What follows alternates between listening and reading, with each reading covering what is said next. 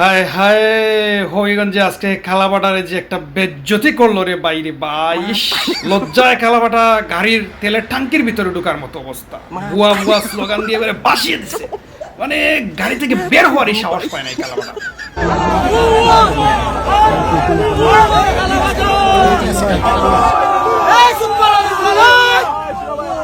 আর হবিগঞ্জের মানুষ বলতেছে এটা হবিগঞ্জ, এখানে যদি নাম দেয় কালাবাটা টালাবাটা একটু টাইম আছে ভাই। কালাবাটার ভাগ্য ভালো আজকে যে ওইখানে গাড়ি থেকে নামে নাই, যদি নামতো ভাই কি হইতো অবস্থাটা একবার চিন্তা করেন। হয় আলু ভর্তা মানে ফেলতো, পুরো আলু ভর্তা করে ফেলতো, তো পুরো আলু ভর্তা করে ফেলতো আজকে আসনাদকে। কালকে যা বাটামটা দিছে সার্জিস এবং নাসিরউদ্দিন পাটোয়ারি এবং আরো যারা আসছিল ভাই, অবস্থা খারাপ করে ফেলছে। আর এই অবস্থায় যদি আজকে কালাবাটা খাইলা এই জন্য নামতো, তাহলে তো ওরে ভাই পুরাটা মনে করেন আলু ভর্তা টমেটো ভর্তা মানে জায়গায় কাট করে দিত।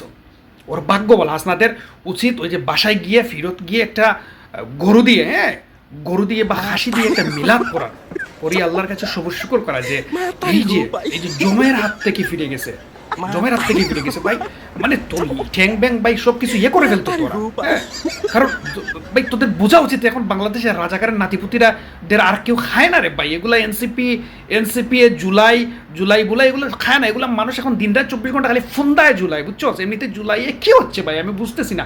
এই জুলাই কি মানে সিডিআই এর মাস ছিল নাকি এখন শুধু সিডিআই না, মুখে শুধু সিডিআই না, ফেসবুকে শুধু সিডিআই না ভাই, জুলাই তো দেখতেছি এখন রাজাকারদের ফোন্দানোর মাসে পরিণত হয়ে গেছে।